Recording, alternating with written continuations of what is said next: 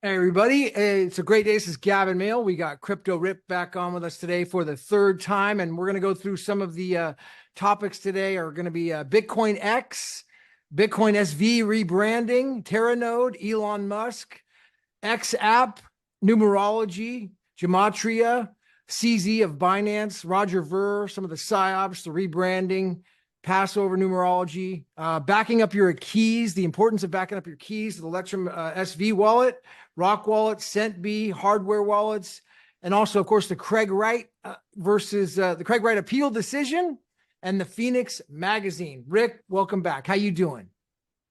Good, Gavin. Good to be back. Third time back. It's greatly appreciated. Thanks for the return visit. So, what's on your mind? What have you been up to? And what's on your radar right now? Some of the most important things. Yeah, so I've been a busy bee doing some research into Teranode, the wallets, and what BSV could be rebranded to. So it led me on a search to discover that BSV was actually tethered. And in my mind, when something is tethered, it can be manipulated in price and that kind of thing. And we've seen that. The question is BSV's reputation now damaged to the point where they will have to rebrand to something else, a new logo, a new name, perhaps even migrate to a new token? So as an example, we've got Teranode, and Teranode is supposedly its own thing. And on the website, it says, BSV blockchain, BSV blockchain, BSV blockchain, and Teranode. But they never actually mention the BSV token.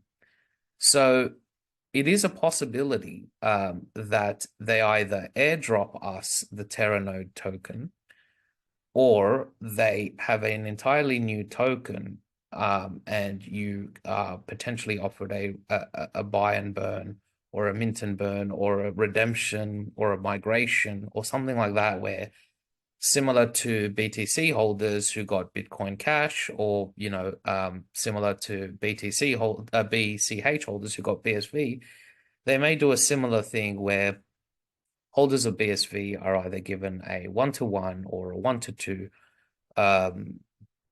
holding of this new coin. So I then started looking into, what could the name be? Now, Craig Wright gave us a hint saying that he may rebrand it to BIT. Where did he say that at? What video? I remember you said that. I couldn't find it. So basically, he said it, I think, in one of I think it was a tweet or something, or a tweet, in reference to something.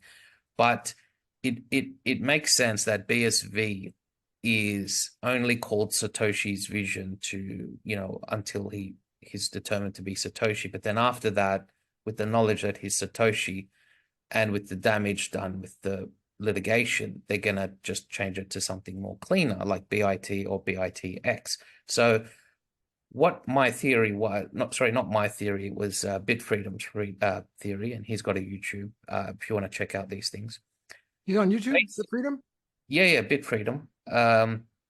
And basically the theory is that in line with X app and Elon Musk and this whole X phenomenon, the theory is that they will rebrand it to BitcoinX.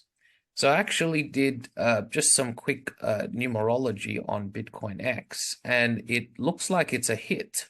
Basically, BitcoinX in simple gematria is 96. And we know from previously that 96 is also, Satoshi Nakamoto in the golden ratio. BitcoinX in the English ordinal is also 96. And remember, sixes and nines are the same. They're just inverted. So it's 66. Long story short is I think they're going to rebrand to BitcoinX.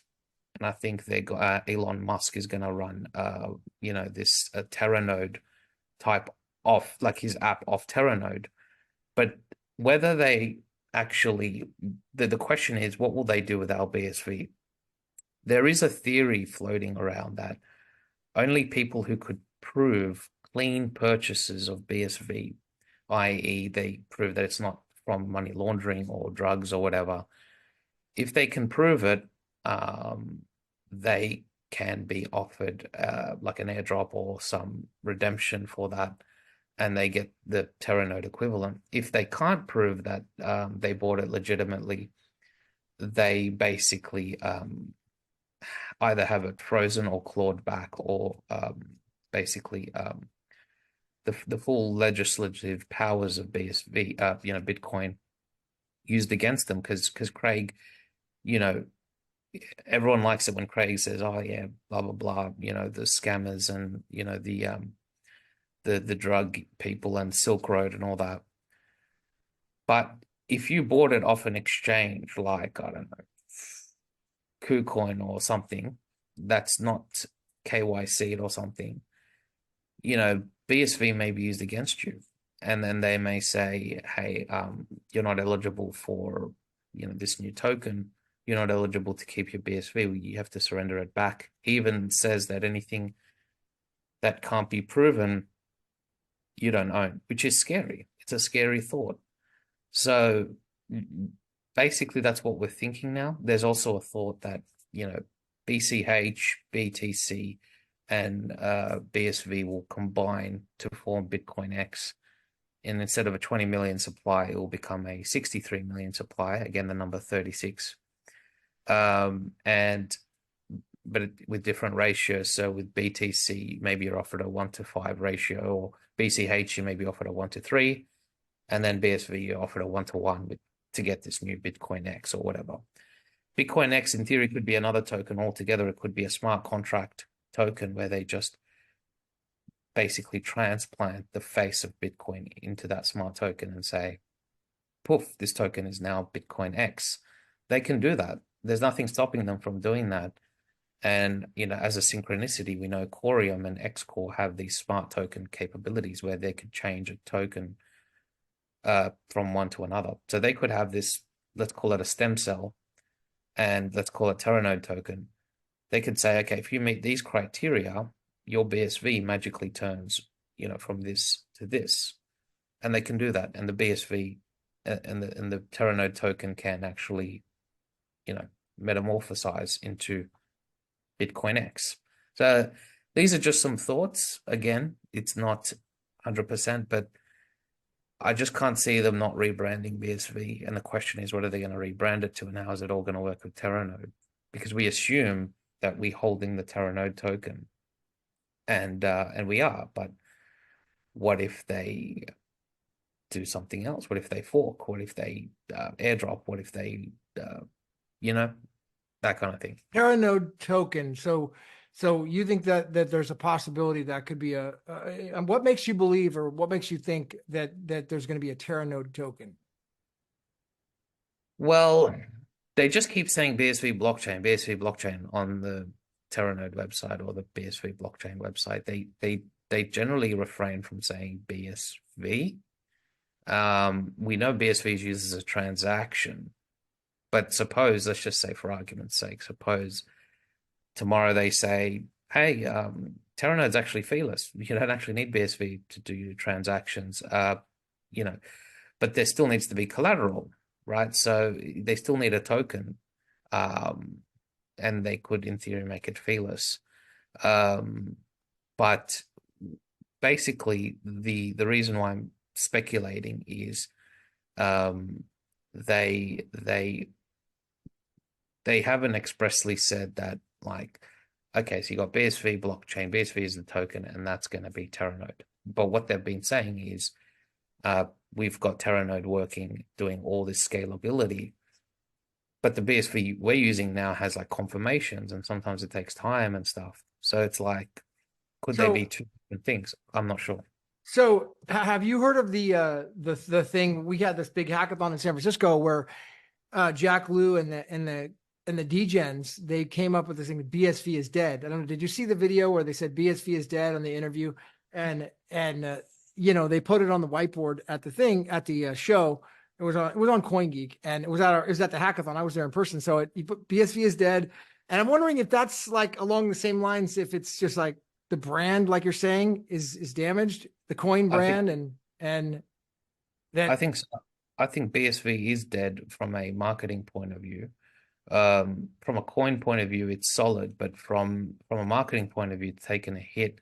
And the only way I can see this being reconciled is if they delist all the USDT tether pairs with BSV and then subsequently rebrand. But as long as it's tethered, we know from CZ's quote, not CZ, but CZ's account, which is run by the NSA and stuff. But these accounts said if the assets are like the Titanic, if they're tethered, they will fall with the ship. If they're untethered, they survive. So was So that a tweet that CZ made? yeah, so CZ, CZ, it's like saying Justin Bieber's account. Like Justin Bieber's not sitting there tweeting. Like these billionaires don't have CZ's time. he's in jail. He's in prison right now, so he's definitely not. Yes, that yeah, that's another thing we'll need to talk about. But what I'm saying is the NSA have these coded tweets, and they basically said if the Titanic ship sinks and you're tethered to it, you're gonna sink with it. So if you're tethered, if you're tied to tether, you're gonna sink. So BSV will basically liquidate. But I suspect that just after it gets liquidated, they'll delist the pairs, and then they'll either resurrect it through a rebranding or through an airdrop of another token that's fresh and that has not had been tainted by Tether, and then say any existing BSV holders that held through the liquidation are eligible for this smart contract redemption, but the conditions are that you need to prove that you're KYC and blah blah blah, and basically not be a criminal. And then less than 10% of BSV holders will actually be able to prove that. So one way you could actually do it is you could, in theory, move it to Rockwallet, get it KYC'd, and then move it out to a wallet with a logbook, and also prove basically that you bought it with legitimate funds back to your credit card, blah blah blah. But the reason why I'm thinking BitcoinX is a sure thing is because when I put in BitcoinX Elon Musk and BITX in Elon Musk, basically with BITX, I got 33. Again, it's a significant number. And in another cipher, you get 55, which is the same as Satoshi Nakamoto. 33 is this, 55 is also the 10th Fibonacci number. You put into Gematrix, you get Neuralink Bingo and Trillionaires. So the numerology is significant for both Elon Musk. If you put in Bitcoin Elon Musk in Hebrew gematria, you get 589. For people who are in the XRP type community, they'll understand the meaning of 589. But long story short is that the symbology for BitcoinX is actually adding up. So I'm thinking that that's what they may do. What is the relevance of trillionaire? How does that? So there's this thing called Gematrix. It's a website where you can put in a phrase, and then it will give you other phrases associated with that phrase. So as an example, let's say I put in CryptoRick, it may come up with interesting, or intelligent, or something like that. It will just come up with phrases linked to that numerology, right? As an example. So if you put in BitcoinX, it actually comes up with descriptions. So the first one was Neuralink Bingo, and the second one was Trillionaires. So it's almost like saying, if you believe in a coded simulation, it's like saying the same mathematical foundation that runs this world that we live in is basically linking those two concepts together. I don't know if that makes sense. It does, yeah. What website is that? Gematria. It's called Gematrix, Gematrix. So if somebody was interested, they could be like, "Hey, let me put this word in there," and they could search that, see what it says about it. It would be, it may be a way to see, well, what is the powers that be? Think about this thing. Exactly. It's like seeing what the Matrix has coded for that word. Think about it, like everything in the universe has a golden symmetry, or a phi, or a pi. Like you look at the shell on the beach. They wrote a book a long time ago called the Bible Code, and then the Bible was even coded through numbers. This guy wrote a very detailed book on it. So I mean, Yeah. That's Yeah, what it is. that's It's the same code that's in the Bible code. It's the same code that runs the supersymmetry in objects, nature, the spirals, the angles, that kind of thing. It's all mathematical. So we use that same concepts to then apply that to cryptocurrency, and that's why the golden phi is important. And the golden phi is featured in the Economist magazine, which we could you talk know about. just to give you a little pat on the back.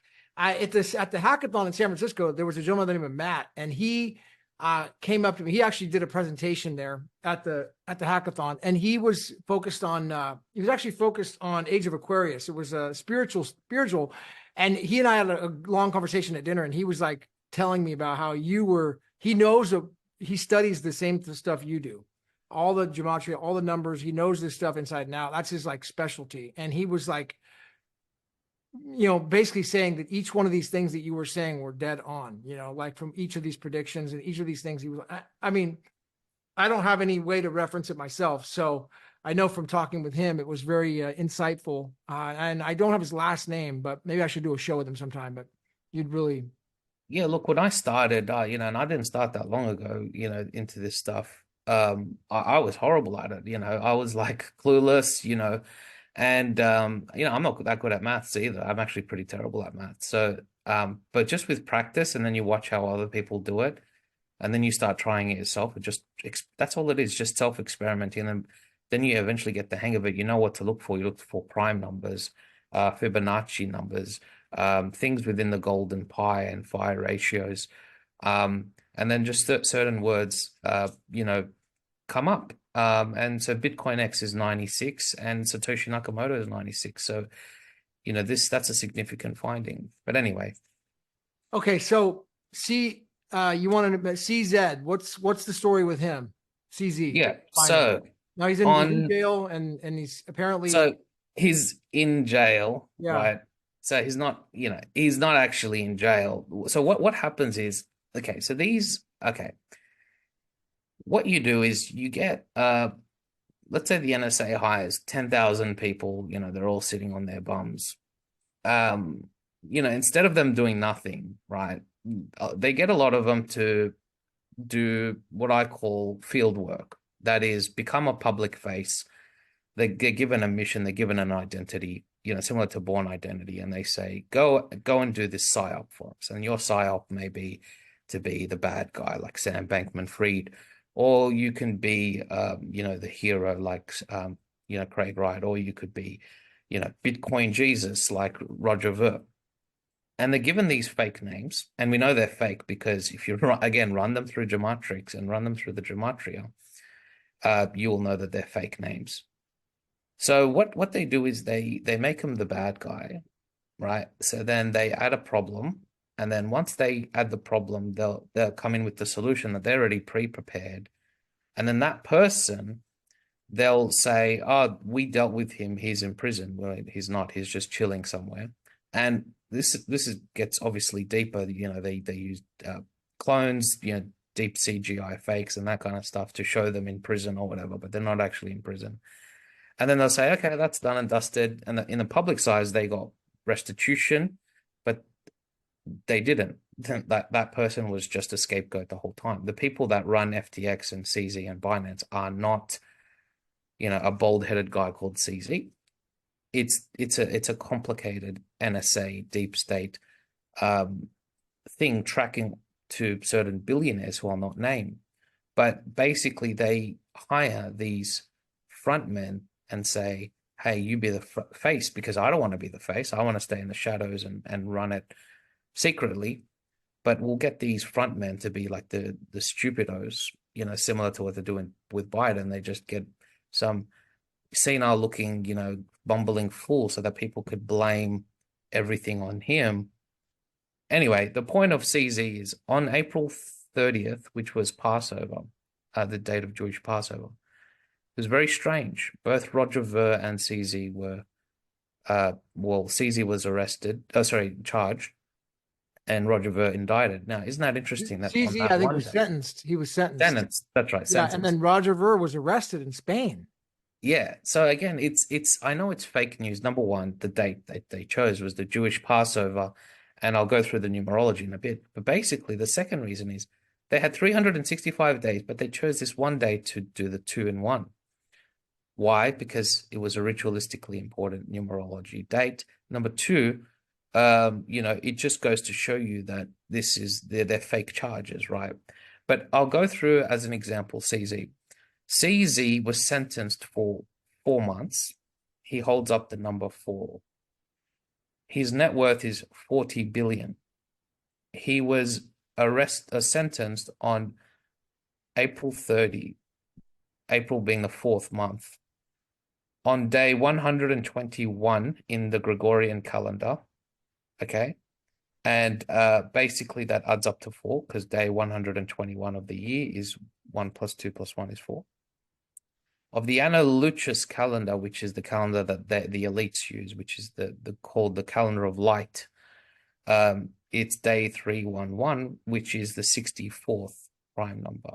So if you put into Gematrix Zhang Peng Zhao, which is his full fake name or his alias, and you actually get 49 in writing, 49. So remember, he was sentenced on the 64th prime number date, and his gematria is 49. So 64 and 49 are the mirrors of each other. US prosecutors had recommended a 36-month sentence for Zhao. Again, that number of the Phoenix, 36, and that adds up to 9, and 9s are 6s. Binance was forced to pay a $4.3 billion penalty, which is, so 43 is the 14th prime number. Now, interestingly, this is where it really gets specific.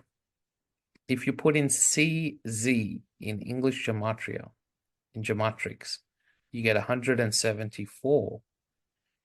He was arrested on the Julian calendar of the 17th of April, which is the 4th month, so 17/4. So I just want to reiterate this. April 30 was the Gregorian, but the equivalent was the 17th of the Julian calendar, 17th of April, okay? Because there's a delay between the two, and the Orthodox viewers will know what I'm talking about. There's always 2 Easter dates because one's Gregorian and one's Julian.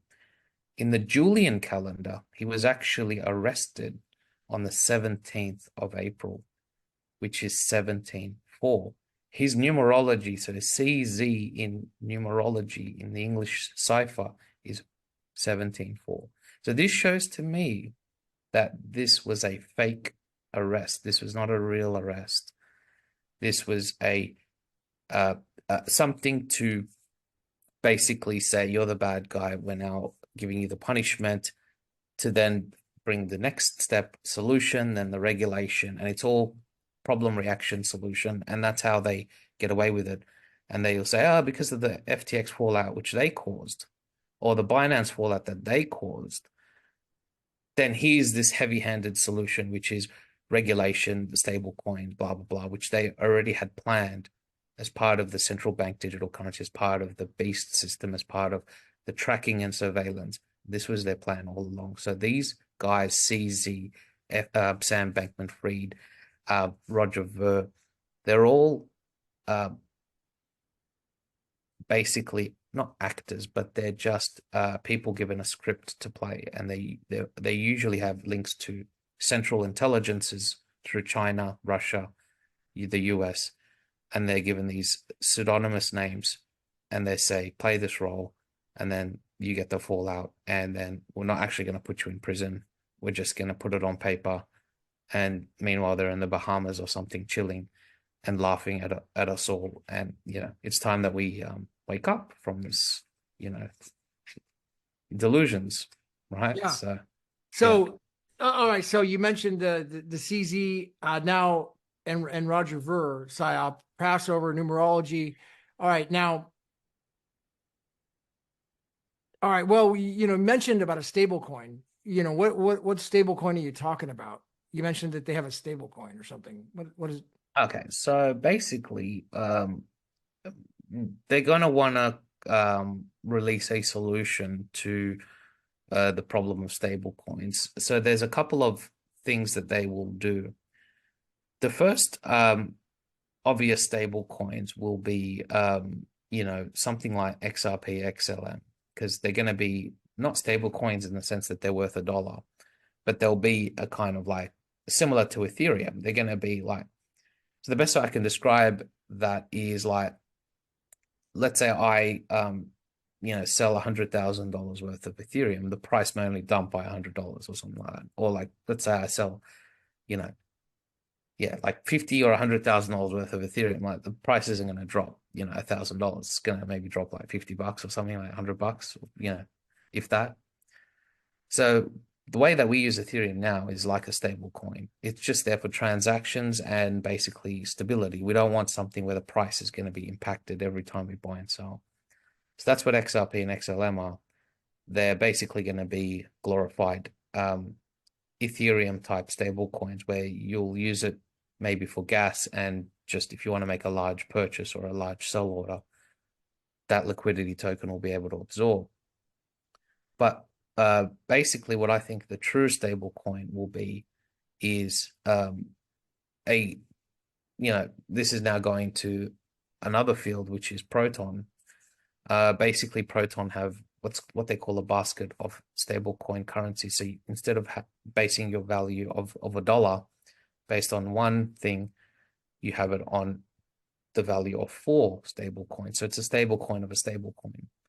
And if one depegs, the other 3 then correct the value back to $1 again. And then that one that depegged can then be replaced with another stable coin. So that stable coin is called XMD, which I think is the rainbow currency that is referred to. They could also bring out their own other stable coins. I think there'll be a lot of stable coins. Cello, for example, have a stable coin. But I think both Tether and USDC will collapse. Okay. But I think USDC possibly may recover, being backed by federal treasury or something like that.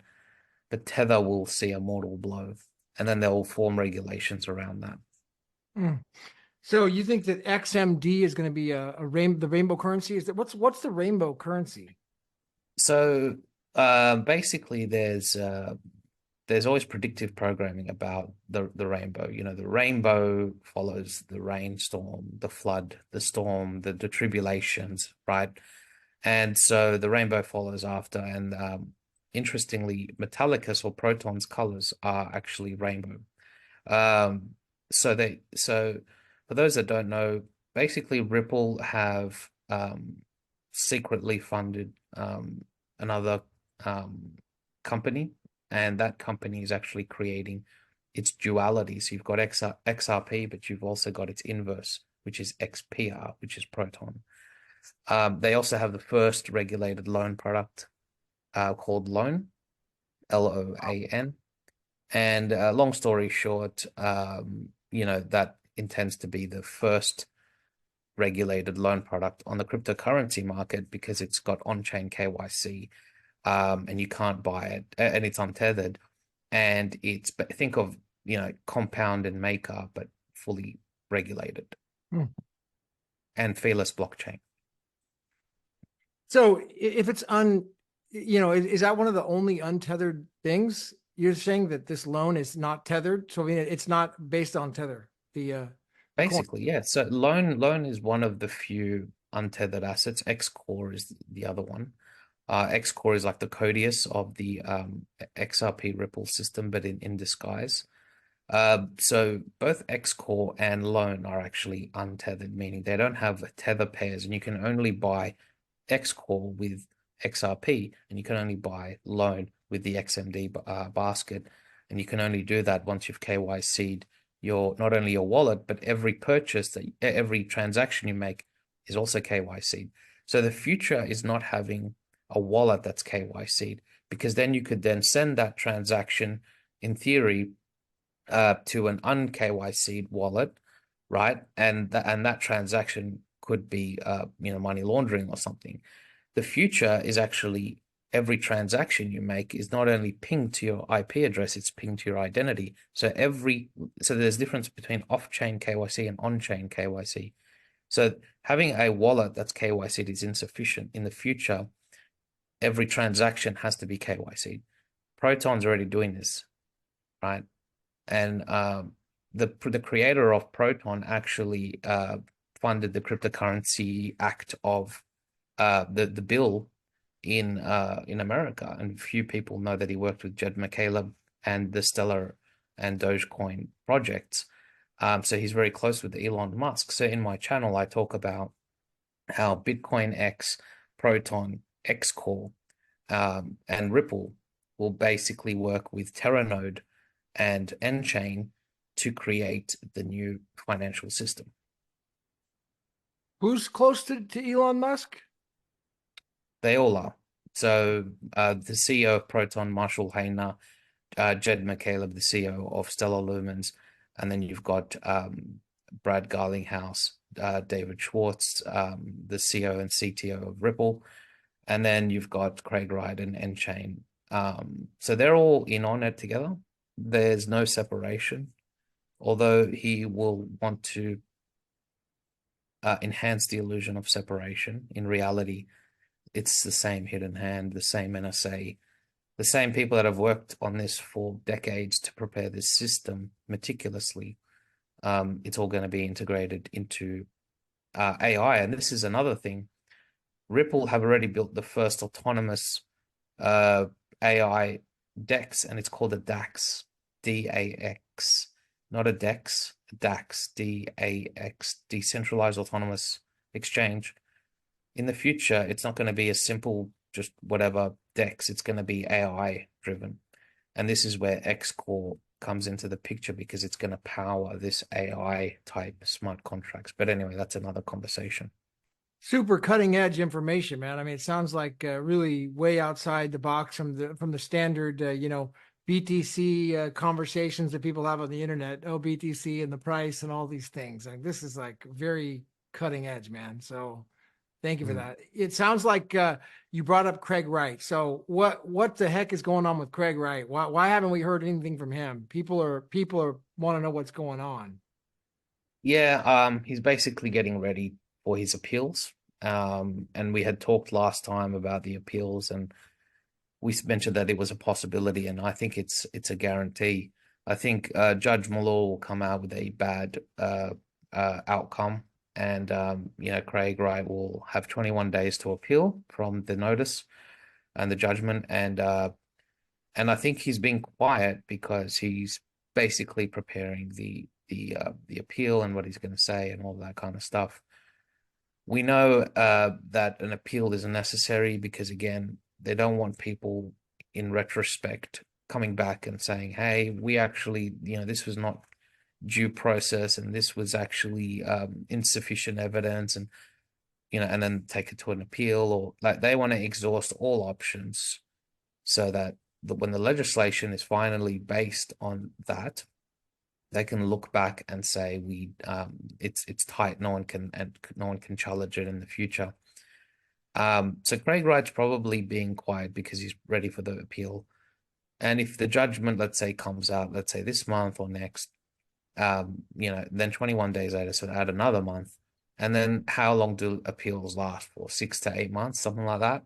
At least. We can, so we can expect this time next year for the full strength of BSV / Teranode / BitcoinX to rise. I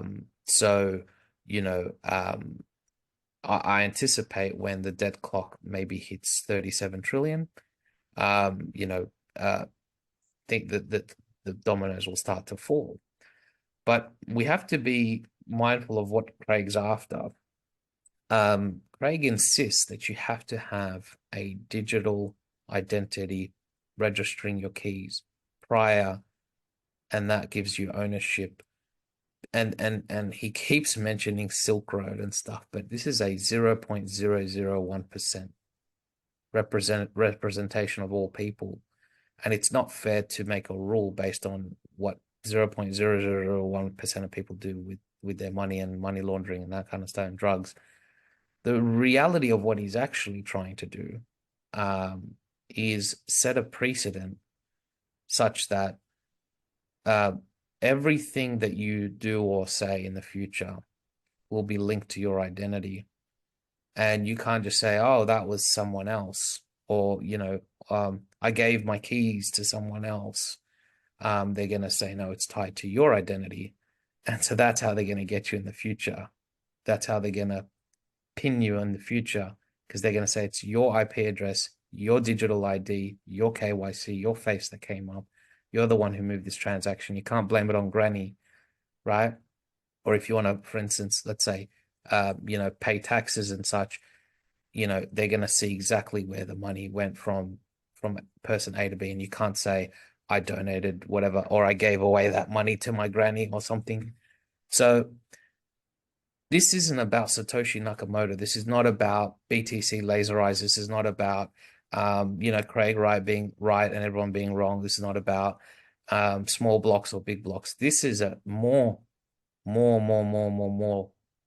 overarching than that. This is about the future surveillance credit score system, which they're currently trying to implement the legal framework for, so that in the future they'll say this precedent allows us, basically, if you hold cash above, if you hold above X amount of money, with no digital ID to prove it, you don't own that money. It's as simple as that. So anyone holding non-KYC'd wallets, hardware wallets, whatever wallets, it doesn't matter what coin it is, they're going to say that's illegal money. And just they're going to say even touching it, even moving a coin is an act of terrorism. And that's sad, but that's where it's going. Wow. So if somebody bought BSV on an exchange without KYC, let's say, for example, then you're saying that guy, he has it over there. If he doesn't, what can he do? What can he do? What could someone do if they did that? If they got BSV or BitcoinXV or this coin, any of these coins without KYC, what can they do? Papers, please. They're going to ask, just like in Nazi Germany, they're going to ask for your papers. So they're going to ask you, where did you buy it? Which funds did you use to buy it? Did you were those funds from your savings, or where did you get that funds from? So if I'm a BSV holder and I want to prove that I bought this legitimately, I would keep a thorough logbook of the exchange that I bought it off. I would keep a logbook of how I funded that exchange, the bank statements. I'd keep a copy of all of this. And then where possible, I would use Rockwallet temporarily, not permanently, temporarily, to move it in, to say, okay, now it's in my name, and then move it out and then say, this is a verified record of my transaction, moved from a KYC account to this other account, and I've got the logbook. And then eventually when KYC comes out, you can just KYC that holding account. But what I'm saying is that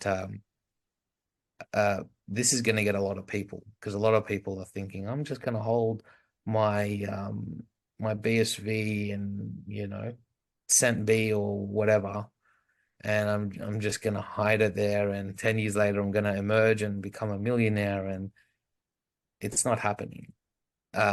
You're basically going to be stopped by multiple regulations, not just lack of KYC, but basically, how do you prove? The other thing is, let's say an EMP was to occur tomorrow, right? Everything gets wiped out, all electronics, your bank statements, your your KuCoin statements, your MEXC, everything wiped out.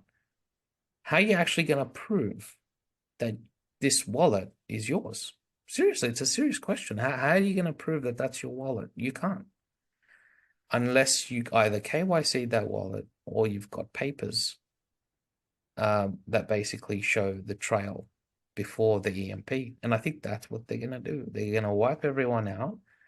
And they're going to say, oh, look, that crypto you have. Oh, sorry, it's not valid anymore.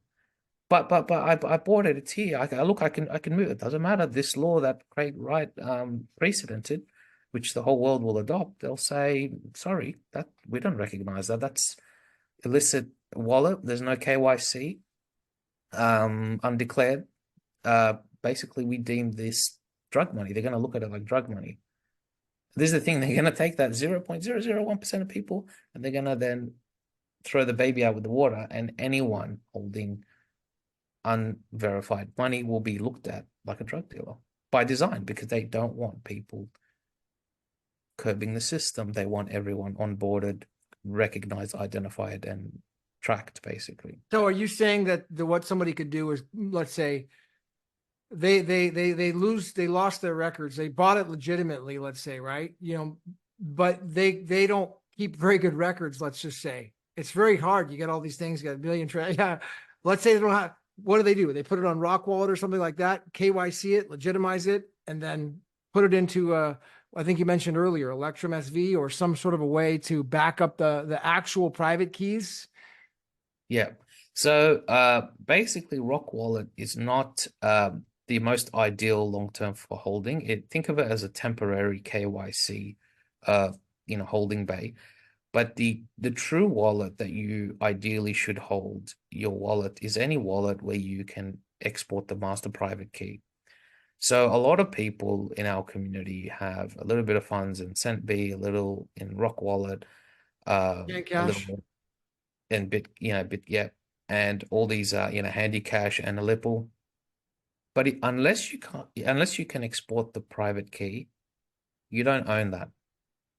You don't own those funds. They give you a seed phrase, right? And they'll say, this is what you need to access the account. But let me tell you something. The seed phrase is not the ultimate controller. That's scary. So you're telling me that the 12, they always say the 12 words, get your 12 words. I mean, I thought the 12 words is all I need to remember. Then I'm good. Nope. It's a psyop. Have you ever Craig once mentioned about seed phrases? Seed phrases? About the 12 words? He never mentioned anything about the 12 words. He didn't say, everybody get your 12 words. I don't think I ever heard him say that. No. He always says keys. He always says a slice of the key, a slice of the key. In the HODL not trial, slice of the key. I gave a slice of the key. It's always the key, the private key. Yeah, that's even in the court case. Yeah, you're right. That's, yeah, he did. He knows seed phrases are a psyop and hardware wallets are a psyop. I'll tell you why. Let's say you go to Decent, you go to Ledger, whatever, blah, blah, blah. They give you a seed phrase, right? You think you're safe because you're putting your thumbprint and, oh, look, I'm putting in my little, password, and, no one's going to break out of this because they need my thumbprint. That's a load of crap, because Decent holds the master key, but they don't tell you that. They give you a generation, like a lower order generation of keys in the form of a seed phrase, and that's how they backdoor you. It's actually very simple, and that's why Craig Wright destroyed the hardware wallets as a kind of, besides ritual, as a forewarning that, hey, hardware wallets in the future won't exist. Because after this is all said and done, when everyone gets backdoored, he's going to say, see, I told you. It's adding a counterparty that doesn't give you a master private key is not safety. Now, wow. Interesting. This is so we should consider ourselves lucky to know. I mean, here's the thing I want to find out. Like, I guess what the heck do I lose by not just getting my private key and a little bit of time, I guess, and figuring it out? Is that all? It doesn't cost me any money. You're not charging people to do this. I'm not charging people to do this. No. So we don't make money, and we're not saying buy this, exchange, or that. Yeah. So I guess if I were watching this, I'd be like, well, what do those guys have to get? What's their benefit? I'm not saying I have zero benefit other than just giving notice and being on it, being transparent. Free videos. I don't have Patreon. I don't have any of that stuff, right? So my information is purely for information. But isn't it interestingly that when you go to Electrum, because I know a lot of viewers are on Electrum, there's a warning that comes up in your face. Warning, your wallet is not backed up, or back up your account. But it never actually tells you how to do it. It comes up with a warning. You see it, back up your wallet, but they don't actually tell you how to do it. Because then when you click it, it doesn't actually tell you. In my video, I actually show how to back up your account, where to find your master private key, how to write it down, how to then export the private and public keys and the addresses of each, because you've got a master private key, which is the key that controls the whole house, and then you've got individual address keys, which are like the keys to every door individually. So you've got a grand key, and then you've got the lesser keys. Basically, in Electrum, it's possible to collect all of that. Whereas with Rockwallet, they don't give you the option to export your public key. Just sorry, 1 second. 1 second, sorry. Yeah, let's pause for a moment. Sorry, just okay. I'm gonna link, and Rick, I'll link your video. Everybody in the audience, I'll link the video on how to do Electrum in the description, so you can watch the how-to. Because I got to learn how to do it myself. I'll be doing that and watching that. So you were saying, Rick, about Electrum and then Zenby hard wallet. Yeah. So basically, if you read the terms and conditions of Rockwallet, they basically say that any issues, bankruptcy, whatever, they basically can legally, recover those costs without any compensation. So people need to read the terms and conditions, and every wallet that has an inbuilt exchange has a counterparty risk through exposure. So Tether exposure, USDC exposure. ElectrumSV does not have that exposure risk because there's no inbuilt exchange, and it's a MIT license. We know that Satoshi Nakamoto, MIT. So it's interesting to me that Electrum has an MIT license, but Rockwallet is its own entity. Now the Rockwallet CEO came out on Twitter and said, your seed phrase is a generation of your master key, but then why isn't it called a master seed phrase? Why is it called a master key? It's a master for a reason. It trumps even the seed phrase. It trumps anything else. And then the argument that, it was,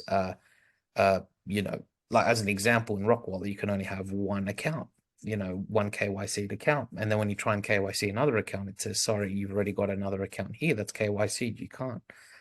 So I'm going to basically say, look, all hardware wallets, all of them, doesn't matter which one, I'm not specific to one, I'm saying all hardware wallets are PSYOPs. Because let's say an EMP was to happen right tomorrow, and then they will say, the quantum tech has now had to be upgraded. We no longer deem that BIP 39 seed phrases are safe. As a result, we won't be recognizing that anymore because that's now deemed an inferior method of securing your account. So then when you go and type in your seed phrase, they'll say, sorry, seed phrase type not recognized, and you're basically stuffed. And if you don't think that this is possible, I'll direct you to an experiment. Take your Electrum seed phrase, then go to Rockwallet, try putting it in. It's not going to recognize it. Even now, without an EMP, your Electrum seed phrases are not compatible in Rockwallet. Try it, right? Try it.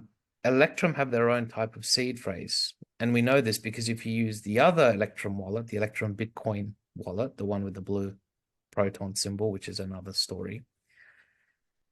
Basically. Oh, Electrum has a blue Proton symbol? So there's there's the Electrum SV wallet, and which is the fork of the original, which is the Electrum Bitcoin wallet, which is like a BTC wallet, but it's got a blue symbol with the B. And that's significant. Proton, Bitcoin, Electrum, they're all referencing the atom. But the point is that when you actually try and import it, it says, which seed phrase type do you want? And Electrum is its own seed phrase type. And then separately, you've got whatever BIP, whatever. And when you try and use the other option, it says, warning, this seed phrase type is not secure. It's not safe. Are you sure you want to proceed? So it's already telling you that some seed phrase types are safe and some are not. Some won't even be recognized in the future, because in the future, it's not going to be deemed a safe way. The ultimate thing is to have your master private key. And if you can't access your master private key, at best, to have the individual private key of that account. And as I like to say, not your private key, not your crypto. What's the difference between the master private key and the individual private key? Right. So basically, the master private key is the key that controls, let's say, all 100 of your addresses. So you know how in Electrum it auto-generates a new address every time, blah, blah, blah. That master private key controls it all. All of those 100 addresses, in theory, are generations of that. The individual private key only controls that generation or that account address. Let's say my receiving address is ABC123, and I've got a key for that. That's the key to that address, but it's not the key to the other address, which may be ZY6123. So, like I say, master private key is the key to the house. Individual private keys are the keys to the doors. You have a different key for a different door here and there, right? One key does not necessarily open the next door, but the master key opens them all. So you want to ideally have the master key and the individual private key for every account that you hold. And I go through this in my video YouTube tutorial on how to actually back up your keys on ElectrumSV wallet. Super interesting. All right, so we'll watch that. It's going to be in the description below about how to do all that. And that sounds like it's a really kind of a 911 warning to people, like, hey, do this, basically. It's what it sounds like what my warning. So thank you. I will make time and do that. All right, you did a video recently on you did a bunch of videos where we talked last about the Phoenix magazine. In the 1988, they put that magazine out there from the what was it, Economist magazine. And now it seems like you mentioned that they have more versions than one from the Phoenix magazine. So what did you find out? When you do a quick background on the magazine first for people. Okay. Okay. So for people that know that not privy, there's basically a magazine that was published, The Economist, in 1988, featuring the symbol of a phoenix, which is the American bald eagle, right? The American eagle is not the original symbol of America. It was the phoenix before it was changed to the before eagle. 1902, it was the phoenix. There's some old images of that. That's right. So all the images on the US dollar is all referencing the phoenix. So in this magazine, it had predictive programming, basically predicting a new world currency in the future, and it had the US dollar bills on the floor burning in fire. Basically, it was showing that the US dollar would one day be burnt, and the symbol had the symbol of the phi, which is like the stellar lumen symbol, like a circle and the one, like the dash. And then it also had 2018, like a gold coin, and it had 2018 on the coin. And then it had 10 and then Phoenix. And it was wearing a crown, similar to the crown that I have, right? So basically, there was that original copy, the digital one, but I found out that there were actually paper copies, but the paper copies, the scanned ones, were actually different to the original, whichever the original was. But it seems like there was a Mandela effect, because there are actually now 3 versions of it, and each one has different titles. So on the magazine, it has, on page 4, this is what this description is. But now page 4 is something completely different. So there's actually 3 versions of this, which lends me to the idea that, CERN and basically we got into this, Mandela type alternate timeline. But regardless, the point is that, basically, we the golden phi, right, had the symbol of stellar lumens, but also it's got the number 2018, which is the year that BSV was forked. And we also have the alternate magazine, which has 8026. And interestingly, the number of phi, the golden ratio, is 1.618, right? So the 8026 could be seen as 1168, right, which is the number of phi itself.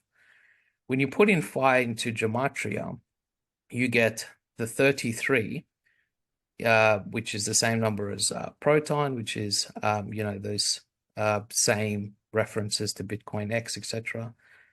And you get some very interesting synchronicities there. Yeah, so I did a whole video basically going into that. And if people are interested, they can actually check it out. But phi in English gematria is 198. So you get the 1 plus 8, so 99, so the 66, 66. And you just get a lot of these synchronicities there. And so, long story short, I think in 1988, they had started planning BitcoinX, Stellar, XRP, XPR, Proton, Loan. Interestingly, the phrase for the Economist magazine was "Get ready for a world currency," and loan is, get ready to loan. So it's got the same type phraseology. So it seems like Proton loan will be what banks will use, and they could use BitcoinX as collateral to send out these KYC loans. So I think that was predictive programming from almost 36 years now. So we're in the 36th year of the Phoenix magazine. So I anticipate that when the debt clock hits 36 or 37, they will trigger that Phoenix. 36 or 37. Where are we at now on the debt clock? I think it's like 34, 35. I'm not sure. I haven't checked, but we still got a couple more trillion and to hit that magic number. Wow. So that seems to be the magic number that, yeah. I mean, has there been any, since you've been doing this, can you point your finger to any things that you've been correct on in the past where, like, you looked at something on these numbers and these predictions and then, yep, this is what happened? Yeah, all the time. I mean, part of the reason I was able to discover certain things was because of the numbers, because people lie, humans lie, but the numbers don't lie. So anytime I want to corroborate something, I always found it through, the study of numerology. Our ancient people, they did it, Pythagoras and the Vedic traditions. This is not a new concept, the Chinese. Us modern people, we've lost it because basically it was seen as kind of, wackery. But now we're at a understanding of the universe as a mathematical type construct, as a mathematical simulation where events are coded, and